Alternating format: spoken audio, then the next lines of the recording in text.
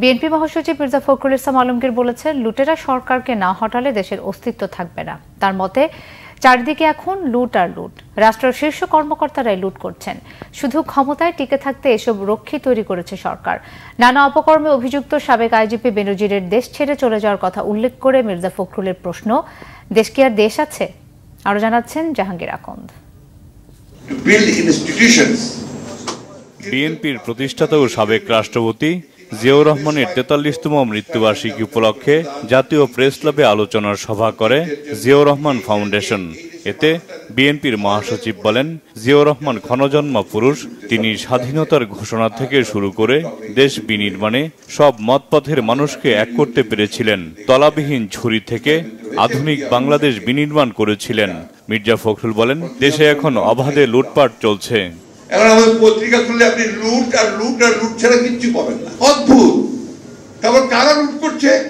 যারা আমাদের সমাজের সবচেয়ে বড় দায়িত্বে, রাষ্ট্রের দায়িত্বে, তারা আর্মির, সেনাবাহিনীর প্রধান, সাবেক আইন শৃঙ্খলা বাহিনীর প্রধান, আইজি, তাদেরকে বেরিয়ে আসছে। সংসদ সদস্য চোরাচালানির সঙ্গে জড়িত, টুকরা টুকরা হয়ে যায়। কোন সমাজ? আপনি যদি এই সমস্ত দুর্নীতিবাজ কর্মকর্তাদের কথা শোনেন, তাদের বডি ল্যাঙ্গুয়েজ দেখেন, যে ওরা আমাদের প্রভু। আজকে ওই এক প্রভু এখন কোথায় গেছে? এমন ভাবে কথা বলতো, এই পিস্তল দেখিয়ে বলতো, এটা তোমাকে এমনি দেওয়া হয় নাই, ব্যবহার করার জন্য দেওয়া হয়েছে। করেছেও ব্যবহার, বহু মানুষকে মেরেছে, গুম করে রেখেছে। এখন আপনি কোথায়?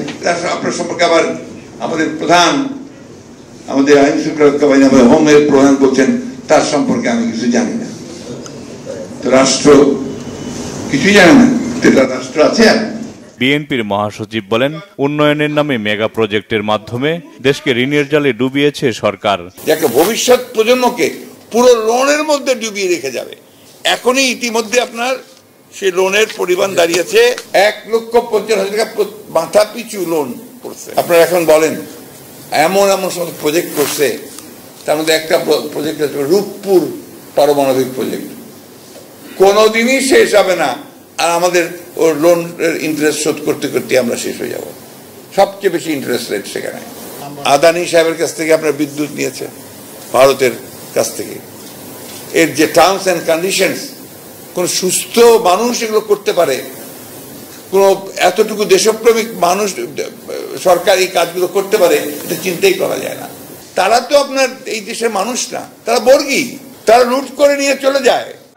এদিকে জিয়াউর রহমানের মৃত্যুবার্ষিকী উপলক্ষে রাজধানীর বিভিন্ন এলাকায় গরিব দুস্থদের মাঝে খাবার বিতরণ করেছে ঢাকা মহানগর উত্তর ও দক্ষিণ বিএনপি। জাহাঙ্গীর আকন্দ, বাংলা ভিশন, ঢাকা।